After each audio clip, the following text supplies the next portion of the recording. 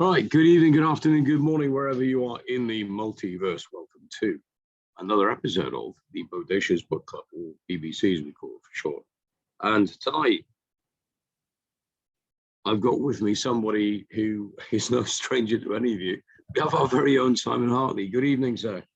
Good evening, good evening. Yeah, and we're going to be talking about this awesome bit of work. Just get that there. You just published. Now, I've talked about this a bit as of you, but I've been shouting about this from the rooftops for a little while, saying it's your first ever fiction book. Forgetting, of course, that a lot of people don't understand why, even though I'm trying to frame that against the fact that you're a non-fiction author, why that's such a massive achievement. Maybe it'd be good to just kick off talking about the kind of journey, and actually before we get into that, because I really want to talk about that leap and why I've talked about it, as this is quite a monumental thing. Where did the idea for the book actually come from? What sparked it?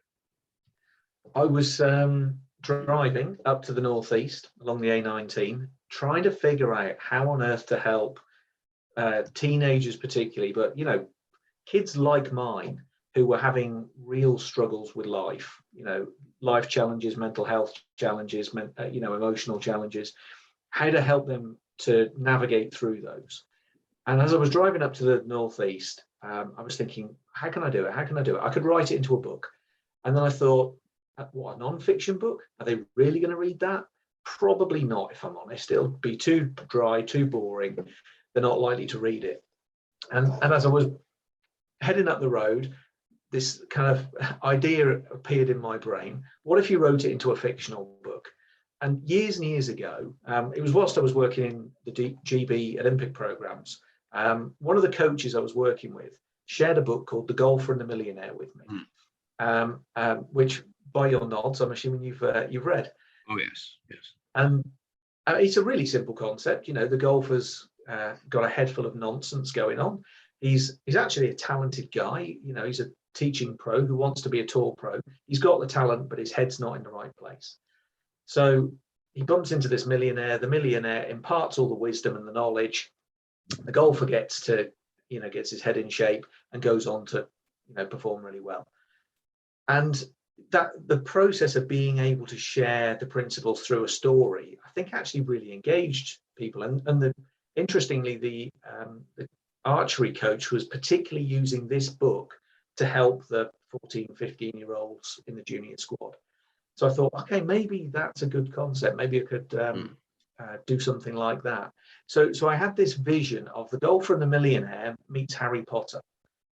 Essentially, the love child of the golfer and the millionaire and Harry Potter was the vision that I had. So I thought, okay, well, let's give that a go then. And that was the inspiration for it. That was the reason for writing it. As you and I have talked about a number of times, the reason for writing it was not to become the next J.K. Rowling or anything like that. It was to help people through this story, and to create something that was engaging enough that they could learn from it. The other element that I also started to realize from reading books like Harry Potter and Lord of the Rings and all those sorts of things, to me, Harry Potter is a book about character that happens to contain a wizard. To lots of people, it's a book about a wizard. And the thing is, I've spoken to my kids and their friends about how Harry develops courage, for example. And they get that he becomes more courageous through the book, but they don't know how, and they couldn't do it themselves. So to me, this story had to be explicit enough, and the principles had to be explicit enough that people could learn how to, as well as understanding that it had happened. So are there some parallels here in terms of the structure of, say, Master Mental Toughness, where you've actually outlined a process and a set of steps, and some pillars, if you will, that are developmental, and you've kind of weaved that into the story? Is that how this is? A little bit, although it's not sort of stages like it is in Mental Toughness, Master Mental Toughness. But certainly the little journey is I mean, we start off by understanding that Seb's got a head full of nonsense as well. You know, there's a demon running right in his head, loads of negative thoughts. We sort of get into his world, you know, desperately insecure, you know, riddled with self-doubt, not a shred of confidence in the world. So we kind of understand where he is, but then start to work through almost like the layers of how this operates. So, I mean, there are some sort of tricks and tips. We look at, you know, how you can redirect your focus and all those sorts of things at the beginning. So Mark, his psychology tutor, shares a couple of those with him, but it is quite open with, you know, telling Seb, this is just a technique. In order to use that technique, that we need to go a lot deeper. And through the book, Seb starts to learn that he really needs to get down to the level where he can build some self-belief. You know, he can start to sculpt his identity. He can start to shape his character. He can start to develop courage and become more courageous. Because, you know, if you think about a challenge like overcoming fear, just understanding that fear is imaginary is fine, but it doesn't necessarily help you feel less scared when you're faced with, you know, something terrifying in front of you. So you might need to develop courage. And so Seb kind of takes a journey almost like into the depth of psychology and philosophy to understand how to actually do the stuff that sounds simple. And I think, honestly, that's where a lot of people get frustrated if they picked up a self-help book or listened to a YouTube clip or whatever, because it all sounds logical and it all sounds fine. And, you know, they might get that advice from friends. Oh, you know, you don't need to be scared by that stuff. Well, just because somebody else isn't scared, it doesn't mean you're not going to be. And sometimes that can almost become frustrating and actually can compound the issue, because then you start to judge yourself, you know, by thinking, oh, there must be something wrong with me then. Why can't I think the way they're thinking? Why can't I just be confident? Why am I always scared? They don't seem to be scared. And so you know, Seb has to have that journey to figure out how to do that stuff that sounds so simple. Yeah, very, very, very much. and it gets, for me at least, reading through it, got more and more compelling as I got drawn into the character. So. And really, that's the thing I want to, before we get into the story itself, want to dig into something, because I was there when your first draft critique landed, as you may well remember. Yeah, I do. Yeah. And I saw the look on your face. Well, okay, this is not good news. So, talk to me about this transition. You know, the move from, and the learning, as much as anything else, from going from non-fiction in the style that you typically deliver to producing something like this. What went on? So, I mean, I guess when I started out, I thought that they wouldn't be very much different, and that if I could write fiction, I could probably write non-fiction as well. You know, the two were almost like transferable. I didn't realize at the time that writing fiction is in many ways the polar opposite of writing non-fiction. So the stuff that I've been quite good at was actually becoming my biggest barrier. So I had to unlearn all of the stuff that I'd actually started, you know, all of those skills that I'd honed.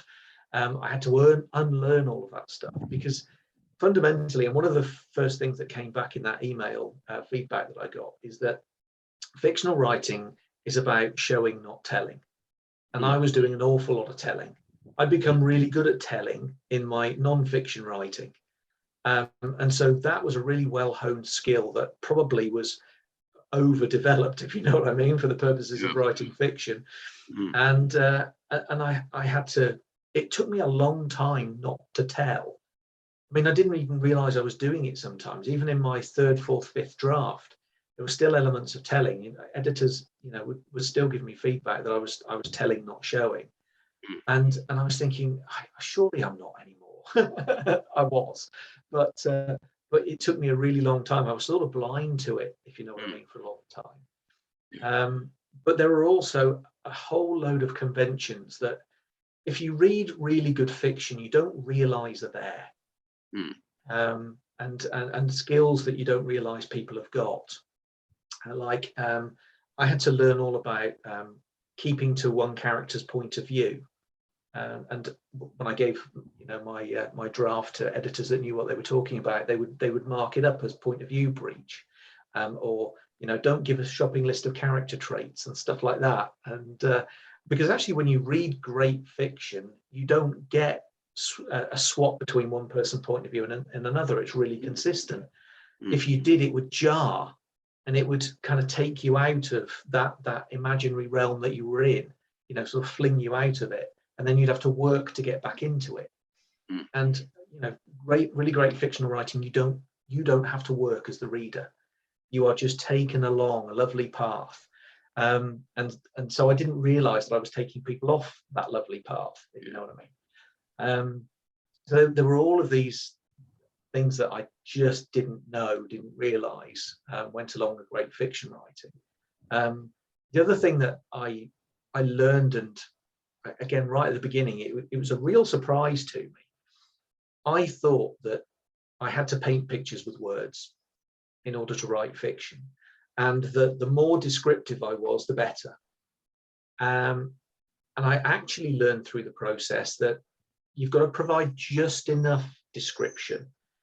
You've almost got to draw the lines out, or some of the lines, so that the reader can populate that with their imagination, and they can do the rest. They can fill it all in, they can add the detail, they can put the color to it, all of that sort of stuff.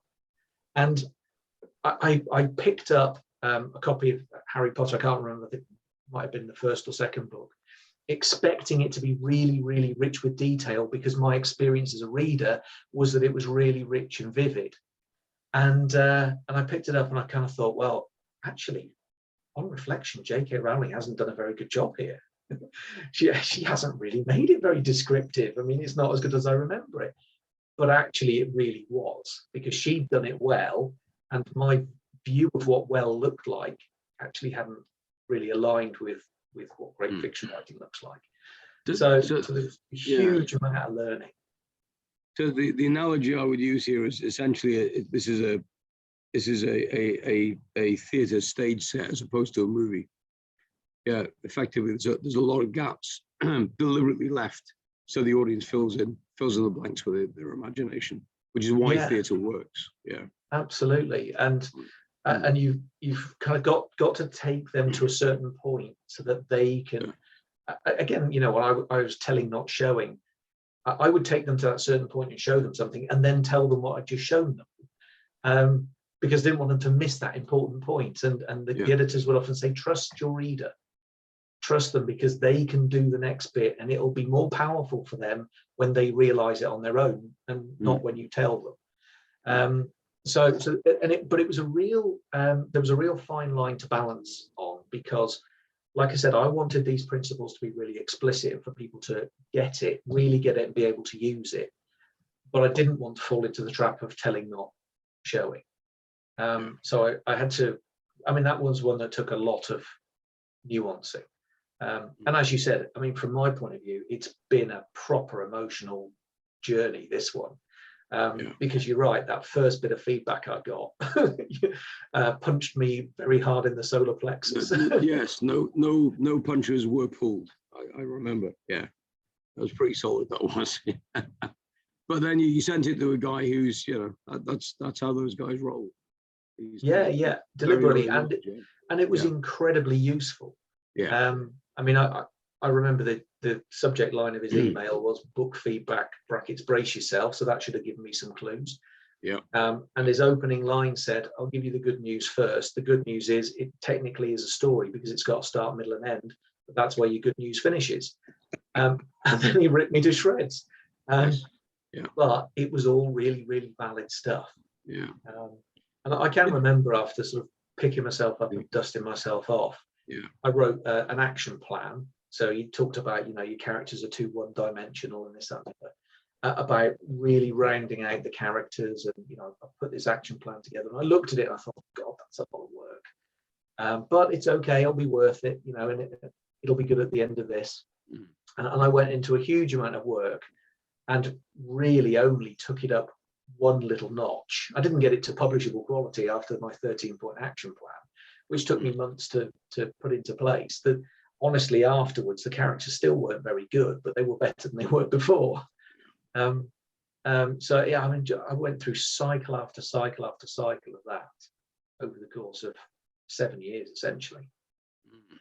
Did you reach, were there points on the journey where you were given a bit of advice and you wanted to do things your own way or differently, even though the advice was coming from somebody that knew what they were doing?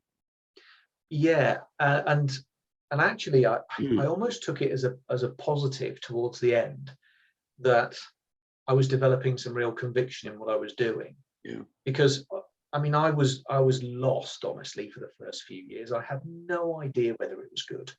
I mean, when I sent it to Greg, the guy who gave me the first feedback, I thought it was good. I mean, I didn't think it was a 1 out of 10. If I had, I would have worked harder on it before I sent it to him. So, I mean, I had so many points where I thought, great, this is ready. This is publishable quality. I just need almost like the tick in the box from the editor. And then I got my reality check. So yeah, it was a long time through the process that I got to the point of having any conviction in it. But part of the sort of difference of opinion, I guess, between me and one of my editors, Lucy, towards the end was I knew what I was trying to achieve with it. You know, she recommended that I take out quite a lot of the sort of the philosophy and psychology class scenes in there, which is where I was going to share a lot of these really important principles. Yeah. And I said, okay, yeah, I'm not taking those out. So maybe it would be a better, more entertaining story if I did. Maybe they do slow the story down a little bit, but they're staying. Because if I lose the purpose of doing this, you know, the purpose wasn't to write an entertaining book. The purpose was to write a book that helped people. And I knew that to do that, it had to be engaging. The story has to be good enough to carry the principles, but it's not all about the story. So it was a compromise I just wasn't willing to make. I mean, I looked at how I could maybe position some of those things differently, make it flow a little bit easier, make it a little bit less clunky, all that sort of stuff. Pull the reader back to the setting, so that they didn't just get kind of lost in a conversation in the classroom. But yeah, I wasn't willing to cut those really important pieces out of the book. Yeah, I don't blame you. Personally, I think the book's better for it. You sit in the class with Seb, hearing Mark and the philosophy professor talk through these principles and ideas, and you're there with them. I think it would have weakened the story somehow with them not being there. So yeah, good for you. So okay, so at what point did you on the journey go, you know what, this is coming together, this is going to be good?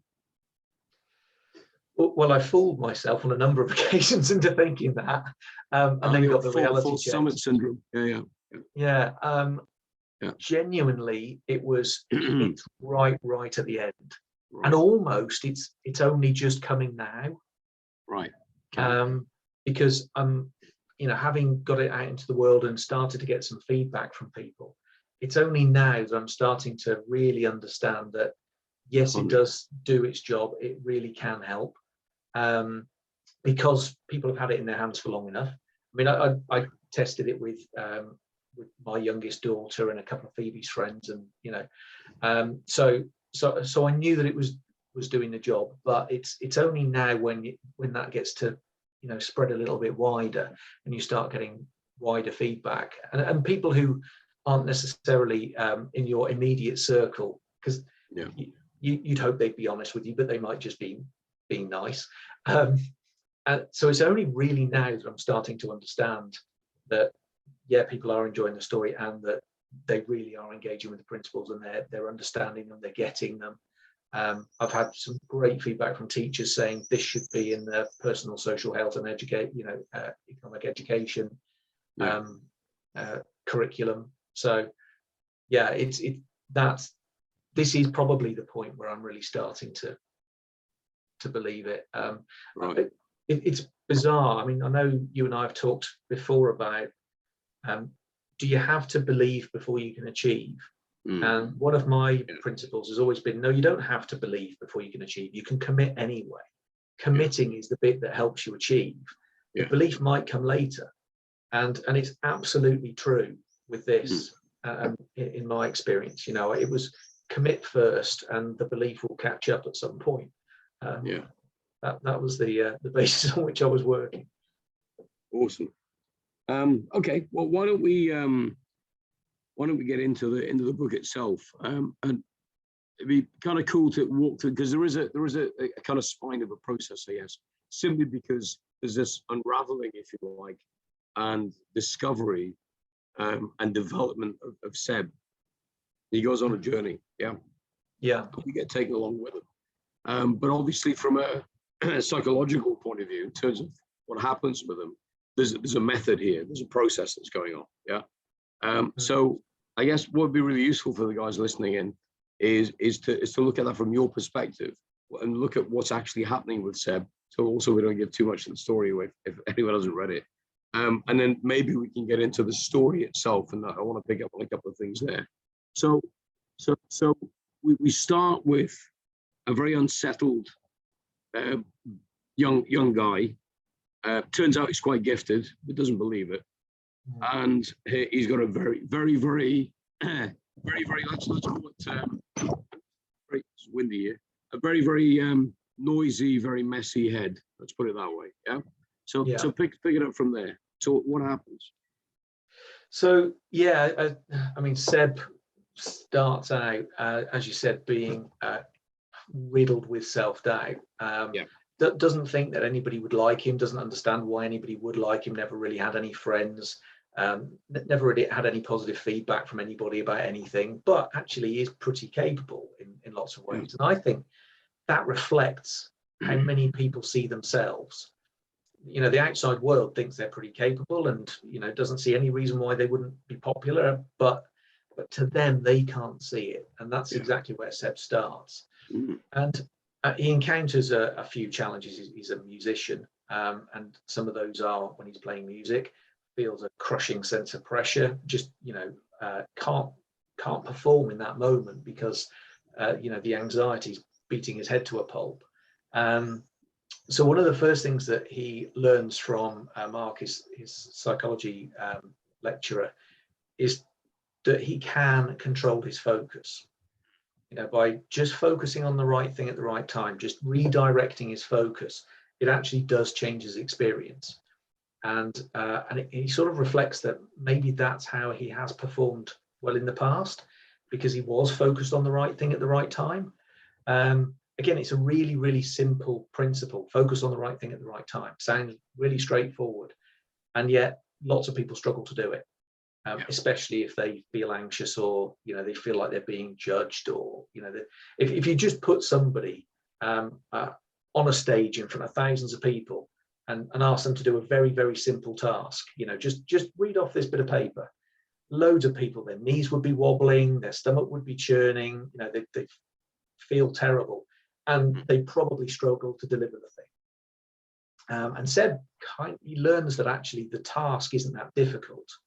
You know, we make it difficult, we make it complicated because we add the rest in. And he starts to realize why he's adding all the nonsense in. And also starts to learn that confidence is something that we can develop. That there is a bit of a process, a mechanism to it. And that, you know, I describe how confidence is grounded in evidence, but it's not the presence of that evidence that gives you confidence. You've got to recognize it and appreciate it. And even though Seb gets positive feedback from people, now he's selected for his orchestra, you know, he passes his audition, people have got faith in him, he really struggles to see that initially. And the thing about that evidence, people can point you towards it all day long, but if you don't recognize it and you don't appreciate it, you're not going to feel it. So he starts to learn, you know, the sort of the mechanics and the method that sits underneath confidence. And this this helps him on one level because, it helps him understand his mental game. And understanding, for example, the mechanism that underpins fear. Now, he kind of learns that fear is imaginary, but that doesn't mean that you don't feel it.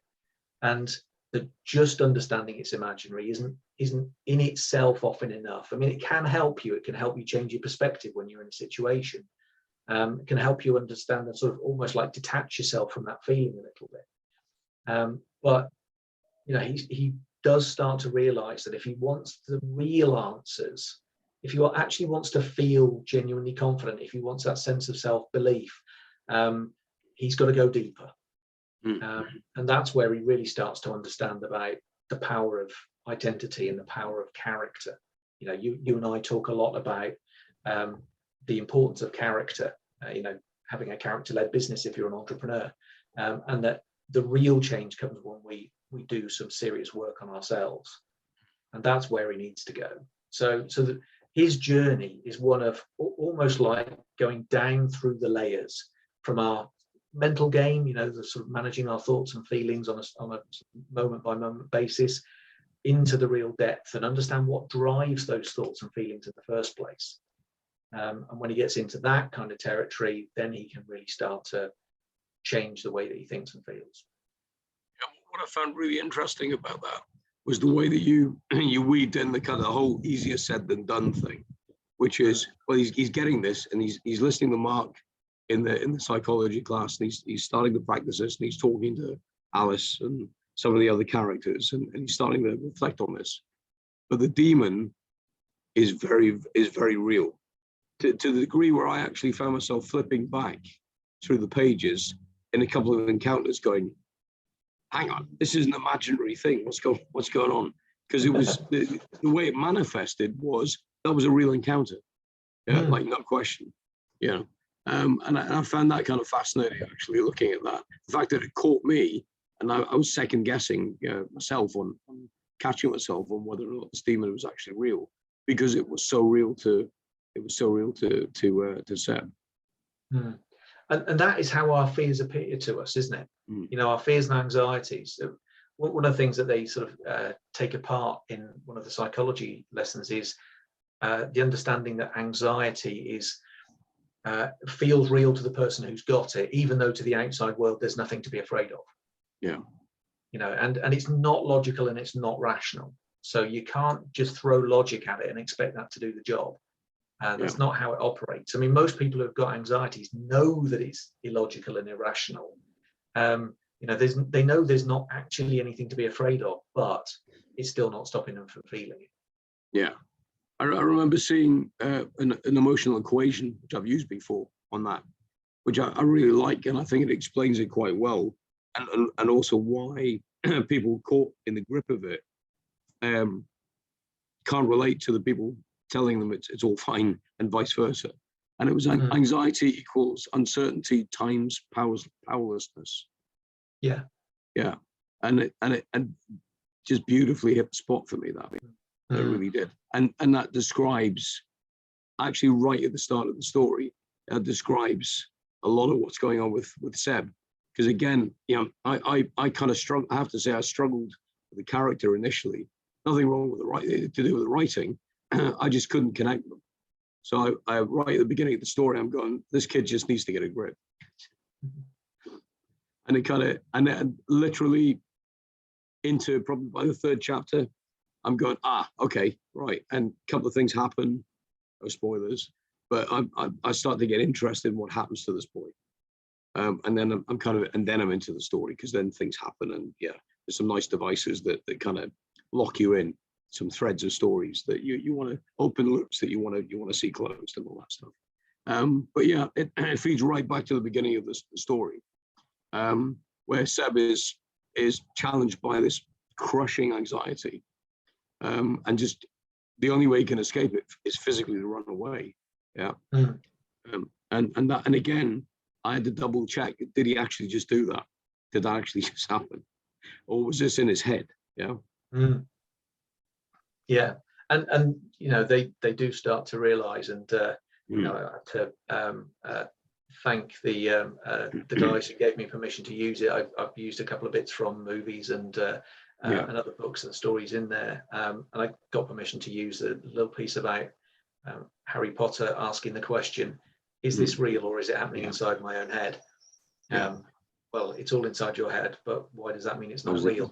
Exactly. And that was that great. is that is the reality, isn't it? It is inside our head, and it appears really real to us, which is part of the challenge. And I mean, Seb learns that there is a difference between the reality and our reality.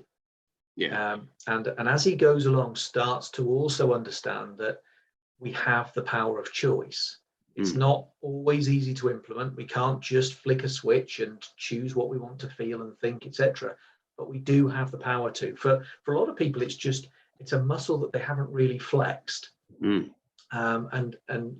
gradually Seb learns to flex this muscle, and therefore to use the power that he's always had, but probably not fully actioned. Starts to use that more and more and more. Like many people, there almost has to be sort of some kind of trigger for it. And there are a number of sort of defining moments for Seb along the book, along through the story, where he just says, right, I've got to do this now. And bizarrely, again, it's something that we humans do quite often. I really need to do this thing. Yeah, I need to do this thing. Yeah, I need to do this thing. And we're not doing it. Seb says, right, I've got to tackle this thing. I've got to tackle this thing. Yeah, you do. But it takes a moment for him to go, right, that's enough now. I'm actually going to do something about this. And that, that kind of, it's almost like kicks him up the butt. And he takes another step forward. Yeah, and that was the other thing, and one of the many other things I liked about the book was that reflection of the reality, which is that sometimes we've got to almost bottom out. We've got to come up to a critical point, and quite often that's the kind of the confluence of an event and a circumstance that come together and just cause somebody to go, you know what, enough at it, and kind of that happened to Seb later on in the story, which was great. Sorry, it's getting unduly blustery here, which is blood around. So so I kind of as we move through the story and as it develops, obviously more characters come in. That there's a sort of thread to those earlier on, and there's some fairly strong characters, and there are a couple of red herrings which I quite liked. How early in your thinking process did these characters come in, or did you find you had problems that you needed to solve, and the characters came in to solve them? The base characters were sort of part of the initial jigsaw, as it were. Right. But yeah, I mean, the feedback I got was absolutely right. They were too one-dimensional. They didn't actually reflect human beings at the time. You couldn't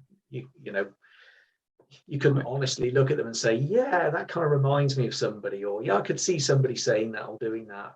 Again, it was one of the big lessons that I learned as a sort of very, very, very novice fictional author, is that that you don't kind of write the story and then the character just enacts it. To a certain extent, you've got to think, well, what would that character do in that situation? What would the character say in that situation? How would they respond to that challenge? And rather than sort of almost like kind of making them as puppets that carry the narrative. So yeah, I became a lot more aware of the characters. I spent quite a lot of time sculpting them out, and not all of what you sculpt ends up in the book. Like some bits do, like what do Alice's parents do for a living and stuff like that. But I did that for all of the characters, and you don't know what Seb's dad does for a living, for example. But I kind of did, because I had to create that as part of building this out and really understanding it. So yeah, they were all there, but they weren't there in the same form at the end as they were at the beginning. They were, a lot more hopefully believable. And yeah, very, very, very, very much. I kind of have this vision. Have you ever seen it's a great Christmas film called The Man Who Invented Christmas? You seen it? I can't remember. I might have. It's a great movie.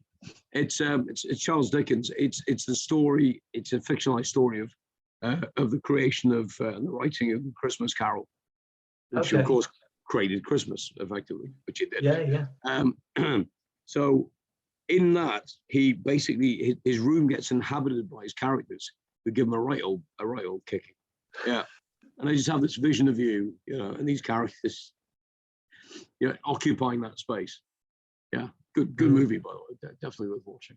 But it's very much he's talking to them and they say, no, I wouldn't say that, and then they start having an argument about that and how he's a shit author, basically. The characters are talking about this, and starting to form the story themselves. Of course, again, this is all going on in his head. But I kind of have this vision of a bit of that. There's some interesting things also for me, just in terms of the way that you created some of the characters. Gemma, for example, being an old curmudgeonly bloke, I do not understand how she talks. No, I Where did that come from? Listen, that comes from usually me making a cup of tea when my girls are around the dining room table with their mates. Yeah.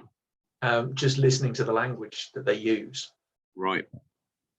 So, and this is from somebody who finds it expedient to just miss half the words and half the letters of half the words. And that's essentially how a lot. Yeah. Crazy. I love it, but it's crazy. Yeah. I mean, another thing that I reflected on, some of the characters that we love from our fictional tales. Master Yoda, for example, they've got their little phrases, they've got their nuanced way of saying things and doing things, and that becomes like their trademark. Gollum from Lord of the Rings has got his special way of doing it, and you could almost put any sentence into their mouth and it would come out in a really unique, very personalized way. So I wanted to try and give these characters their own personality, and of course I guess other fictional authors do this. I don't know for sure because I haven't spoken to many of them about it, but they just draw on the stuff that's around them and sort of package it up. So I mean, I can see. My mum asked me actually after she'd read it, how much of me was in the characters, and honestly, there are bits of me dotted around everywhere. I mean, I suspect you can probably see bits of me in Mark and bits of me in Professor Itz and the philosophy professor. There are bits of me in Seb as well. The bit of me that was absolutely terrified of talking to girls, and would never ask anyone out when I was 17. So that bit of me's absolutely embedded in Seb. But you kind of just you draw on people that you've seen over time, and I can remember a lad at school that influenced the bully Michael Malone quite heavily. So you just sort of pick bits out. It's the same with places. I morphed a few places together. That places I'd lived, places I'd been, etc., etc. Yeah, I got that distinct impression. I was going to ask about Malone because he's such a strong character. I kind of figured that he'd drawn from somebody somewhere. Yeah, and I mean, he started out just being the archetypal bully, and I sort of nuanced him quite a lot to make him a bit more subtle at the beginning. He was drawing Seb in more than just hammering him, but there was always that sort of that danger in the background. So the guy who I sort of drew from, who was in my school, he's the sort of harder end of Malone at the end, not necessarily the subtle bit at the beginning. I think most authors do that, as I understand it. Yeah, I would imagine. Excuse me, I would imagine so. So one of the other mechanics, if you like, within the book that I like was that which is very non-fiction like, was or business book like, was the space for reflection at the end of each of the chapters. You said that one of your daughters helped you with that. Yeah, I say helped loosely. Essentially, she did it. So we had this we had this process that ended up working quite well. So we would read the chapter together. Essentially, you know, her and I are both plagued by dyslexia, so I actually read it. She listened, she wrote some notes, she wrote some questions out, and then at the end of the chapter, we'd compare notes and see what we'd got. And we found that hers were always better. So we just used those. Nice. I may have reworded them very, very slightly, but they're pretty much 90% her. Which is ironic, given that I'm the coach, and they're basically coaching questions. Well, I was going to say you've obviously coached your daughter very, very, very well there. But so one of the things that I really like about it is that you could essentially go to the end of each chapter, pull those things out, and get a very, very good flavour of where the story is going to take you in terms of the development of Seth's character and his own journey. Obviously, you don't get the meat of it all, but you get that core, which I particularly liked. And I mean, one of the things that you'll probably notice, Seb's got a couple of tools that really help him. Reflection is one. Yeah. You know, he reflects, he chats to Alice, he chats to some of the others, and he's got his journal. And it's again one thing that I found incredibly useful. Bizarrely, as you know, Caroline was diagnosed with breast cancer last year, and about I don't know, probably a couple of weeks after her diagnosis, when we were under the cosh of treatments and chemo coming in and surgery and this, that, and the other, and I was finding it tough. She was finding it tough. She said to me, "Have you got a journal?" And I said, "No." And she said, "Well, if it's good enough for Seb, surely it'd be good enough for you." And I went, "Good point." So she bought me one, and I started to re-engage with it. And I just thought, there's a good reason why I'd given it to Seb as a tool. I should be using that, particularly during this tough time. And it was massively helpful. So, I'm again hoping that when people read this, they pick up the fact that, that was really useful tool. So one of the questions at the end of the chapters is, if you had a journal, what would you write in yours? Just to kind of spark people. It's the same with, some of the other tools that Seb's given along the way. If you were given this, how would you use it? How could it help you? And just asking for advice, or accepting help from people, or sharing the problem, or admitting the mistake, or whatever it is that helps him along the way. I wanted to kind of bring into focus for the reader, just shine the spotlight on it and say, this really helped Seb. Could it help you as well? Yeah, and I think that the reflection and the journal, which effectively tie together in any event, in terms of devices and mechanisms, powerful bit of advice for anybody reading the book, but particularly for the teams that it's intended for. So I'm kind of conscious that I want to bring this to wrap some a couple of questions and kind of between us, and then open this to the floor for the guys to ask you some questions, Simon. So in terms of where the book goes now, what's your aspiration? I want to see this doing as much good as it possibly can. That's the job for which it was intended. That's the reason I created it. So yeah, I mean, I'd love to see this helping kids through schools as part of the PSHE curriculum, the personal social health, education curriculum. I'd love to see it helping young carers. I'd love to see it being used by charities like Young Mind, but equally just that it can travel from one person to another because they've gained benefit and they tell their friend. And that's one dimension, I think, that I'd love to see it, be able to help. But when I say I wrote this for teenagers, I do describe it as the teenagers of today and yesterday and tomorrow. So I don't want this to stop at teenagers either. Yeah, I don't see. I describe myself as one of the teenagers of yesterday. I think this has got potentially as much benefit for 60, 70-year-old teenagers as it has for 17-year-old teenagers. So, yeah, my aspiration is that this can get into as many hands as possible. This can, affect as many lives as possible, and partly through people reading the book. But there is another element of this where I think it's got massive potential, and I'm just starting to see that at the moment, but only just, is that it sparks conversations. Whether those are conversations in classrooms or between friends or whatever, it gets people to talk about the challenges and potential solutions. Because, there's some stuff in here that works for Seb. There's no one size fits all. It's not a case of these aren't pills that you can take. They're not magic wands, silver bullets, or anything else. They're potential solutions, and some will resonate more than others with people.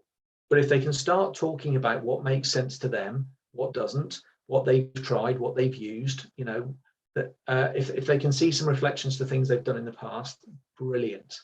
But also hope it inspires people to look out into the world and find other messages. The reason I point towards Harry Potter, Lord of the Rings, Hunger Games, those sorts of stories, for me, they've got so much potential value for us, in understanding the choices that we make, the messages that we get bombarded with by society, our own mental game, just listening to and picking up all of that stuff. For me, it's a rich, there's a rich landscape of stuff out there that we can draw from. Not everybody does, because they enjoy the story, but they stop there. When you start looking at all of the messages and you start looking at the conversations that you have and the advice that you hear and all that sort of stuff, tap into all of that. The answers are everywhere. So I'm hoping that it also inspires people to go and, tune into those answers and absorb some of that great advice and wisdom and the principles that are out there.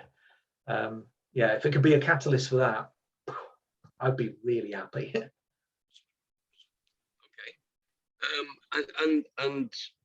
Adam actually just asked a question. He said he had a look for the book on Amazon. How do people get a hold of it? It's not on Amazon. There are reasons for that. It's not just that I don't know how to do it or whatever. So silenceyourdemons.co.uk is the site that we've got it working through. It's not on Amazon because one of the things I really, really want to do is be able to give back. And so for every 10 that we sell, we can give one away. For every 50 we sell, we can plant a tree. And the problem with Amazon is if we didn't sort of get enough funds through the door, we couldn't then go out and give away books, and we couldn't plant trees and stuff like that, because Amazon would take the lot. They're pretty good at that. Amazon are good at making money for themselves.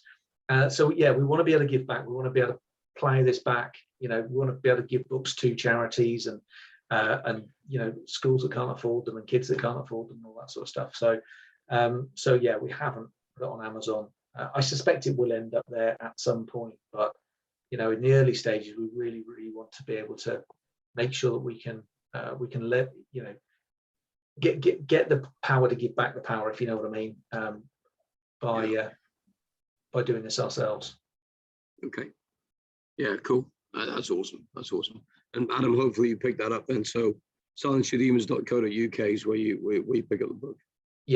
And just help the cause, as it were. Cool. I've got a couple of questions around some of the kind of stylistic stuff, but I'm keen to just hear from the guys, particularly Gwen, evening Gwen, and Darlene. Excuse me. So I'm just going to open the floor up now. We can have a more open conversation about that. So guys, if you've got a question or any feedback, anything you want to say, just unmute and go for it. Hello, good evening. Good evening, good evening. Hello, Gwen. hello. That was great listening to what was both of you were saying. It is just so on point. Now I've got the tiniest little bit left to read, just the tiniest bit, and I'm saving it because I don't want it to finish. So I'm saving this tiny little bit until I've got peace and quiet, and Yeah. it's just the right time. So I'm dying to get it finished. But I got the book, and all honesty, I didn't know what to expect. I didn't know what was going to come from it, but I thought, I'm intrigued. I want to read this. And, you know, it really has been one of the best books I have read in a long, long time. Right. I know it's written for the younger generation. That's how it's coming across. But just like you said, you can relate to the characters. You're sitting in that classroom, you know, when the teachers are giving out their advice, and there is so many different, every bit of it, you can say, yep, I can relate to that, or I know somebody exactly like that. But it's not just that, it's the whole book. It's like already I've had discussions with 3 people that are our age range, give or take a few years. And I've said to them, you've got to read this book. You have got to read this because it gives so much, but it gives it in such a way that you just understand it, you get it, and it just makes total sense. And I think that book should be on every school curriculum.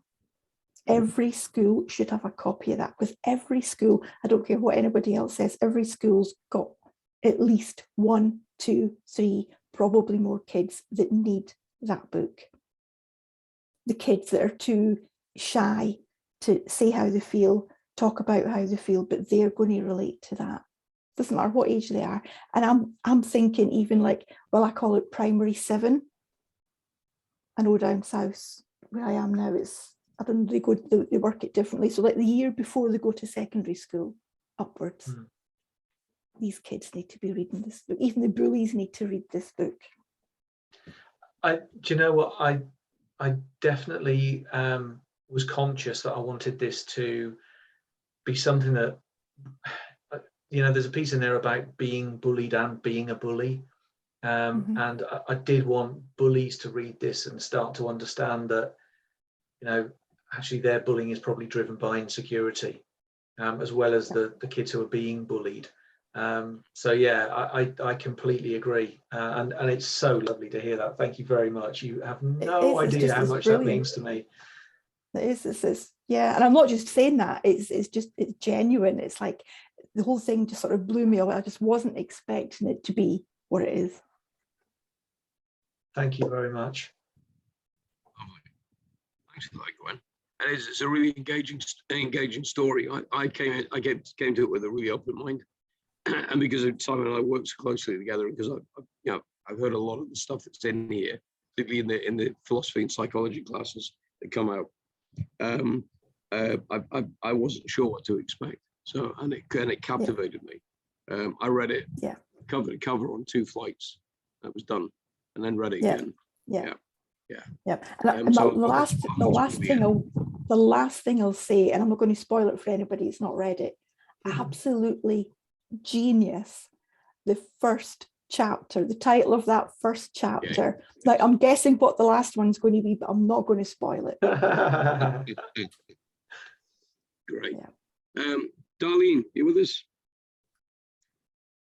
Just check. I am. Hello. Hiya. Hello, how are you doing? Good. Yeah. I haven't read it. Right. But after listening today, I really want to now.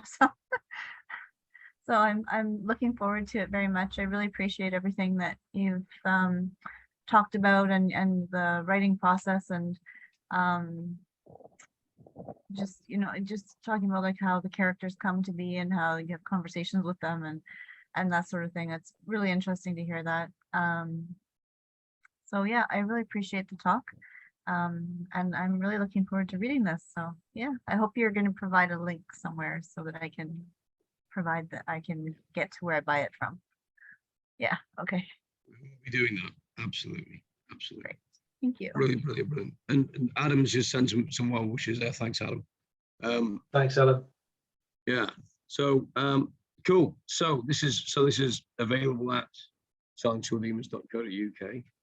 Yeah. The very thing here. Yeah.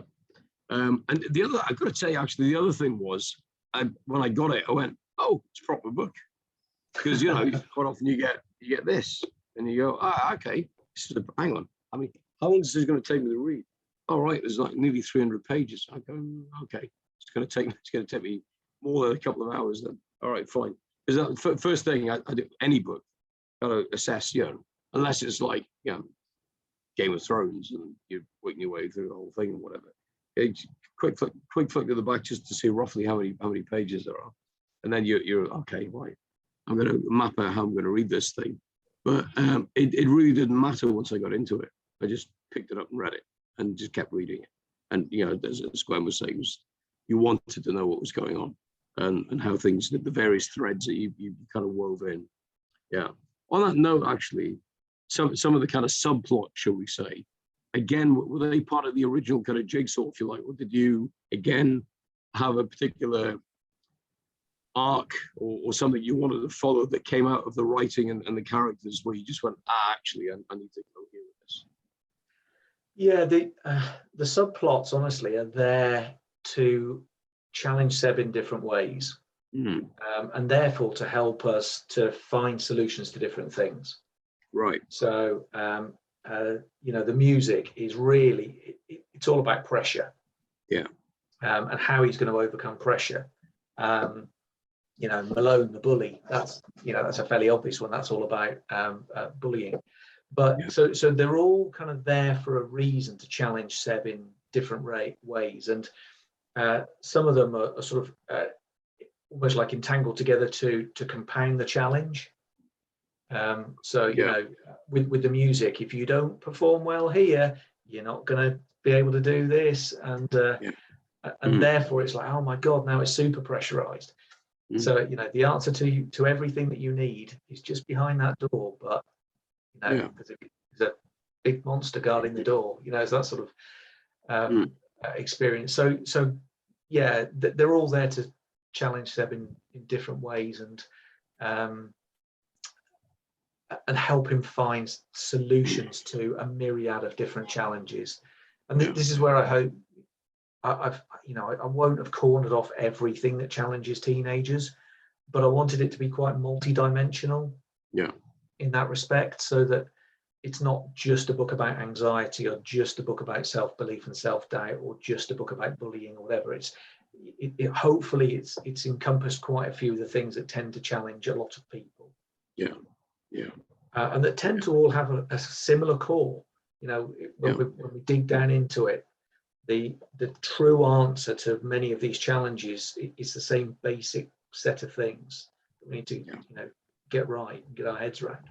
Yeah, and as Gwen said, it's and that doesn't affect just teenagers. As you said, if you want to frame it as teenagers of tomorrow, teenagers of yesterday. It's all of us. It's a human condition. Or part of the human condition. One of the things I thought that kind of snuck up on me that I really liked was Seb's challenge with getting to lectures on time. Getting himself, and just somehow it didn't even really get spoken about, but it kind of you seem to just accept the fact that he was showing up, and there wasn't a big drama about it. It's like, no, showing up on time, and Seb's making it, he's getting a pat on the back. It was just accepted that that was now just part of his life. He was at music practice, whereas previously it was a drama, and it was all 11th hour with his mother and and all that stuff. And I really liked that. It was kind of like that. It kind of sneaks up on you. You go, oh, hang on, is this the same kid from chapter 1, chapter 2? Because there was no fanfare. It just happened. And again, it's when you think about how we develop as people, we evolve. It's an evolutionary process, and it's part of why people don't really understand why they've arrived at the point in life where they have. Yeah. You know, people don't really understand how they became the person that they are, so they don't therefore know how to become the person that they want to be. Yeah. It's because they evolved. It didn't usually happen in one go. If it was that obvious to us, we'd probably be able to control it better. But we sort of drift there. Usually, you know, blown by a wind that we're not really in control of.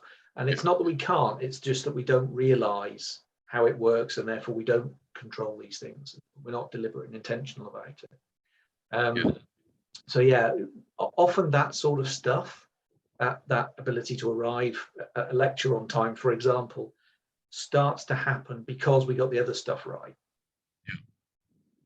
We weren't focusing on getting there on time. We fixed a load of the other things, and then we arrived on time. It's a very, very good point. And then again, we go back to the kind of the central proposition for the book, you know, the whole thing that started it in the first place, which is finding a mechanism that allows teenagers, whether it's today's teenagers, yesterday, tomorrow, but teenagers predominantly too, to get a set of tools to figure this stuff out and help themselves and assist the evolution, if you will. Yeah, rather than it just being a bunch of happenstance and not being able to figure out how they arrive where they are, where they need to go next. So equipping them with those tools.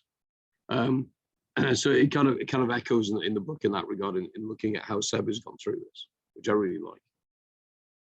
Simon, anything else that you want to add before we wrap? Just a really interesting reflection that I sort of had towards the end, when I was essentially trying to look at what success looked like for the book, and whether this thing had been a success or not, or, you know, trying to decide what the criteria almost would be, and was it all worth it, and all that sort of stuff. And classically, to you know, if you think about a book, the way to assess success is book sales, or how much it makes, or whatever. I've never seen book writing in that way. I've always worked on the principle that if it helps one person, it's worth doing. If it helps two, it was twice as worthwhile. You know, worked on that basis. And so, you know, I was working on the basis that if it did good, absolutely it was worth doing, whether that's 1 billion sales or 20 sales. But also, actually, there was another dimension to it. I knew that as an author, I'd really grown through the process. You know, not just as a fictional author, but as an author, I'd grown through the process. And I think I'm a far better author now than I was when I started, and a better storyteller, which I think is a great skill to have. But also, I mean, you and I have talked about the way that I've challenged my own character development over the last few years with all sorts of daft challenges, to develop tenacity and, you know, courage and all those sorts of things, and consistency. I had to use all of those and like super prime them all to be able to do this.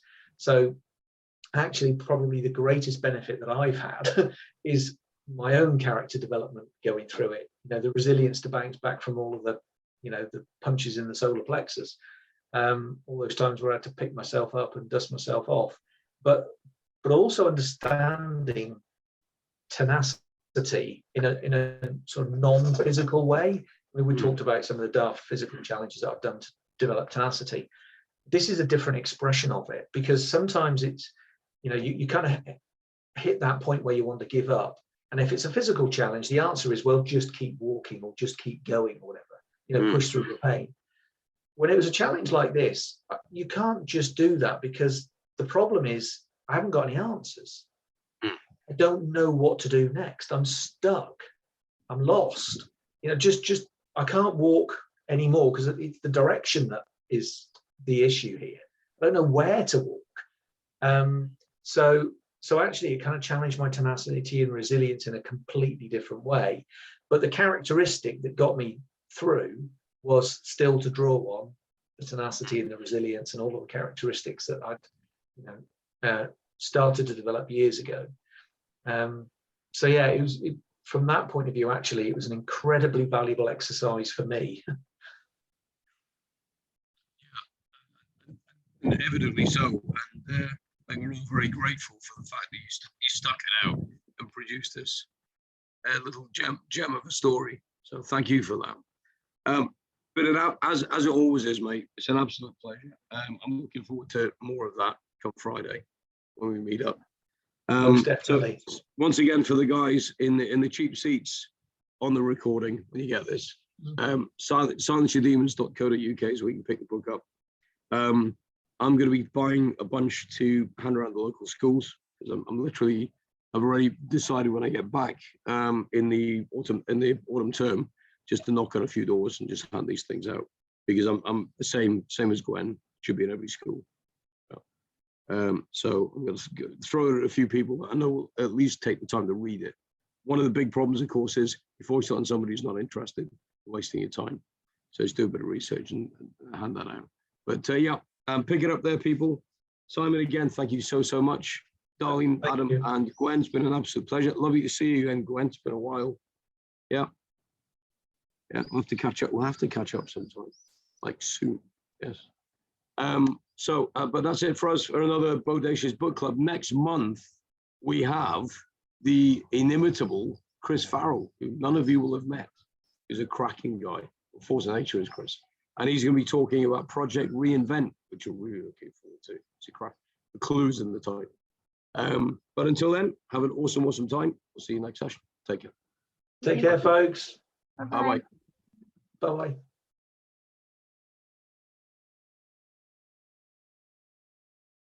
Brilliant. Thanks, mate. That was fantastic. Yeah, just going to stop this.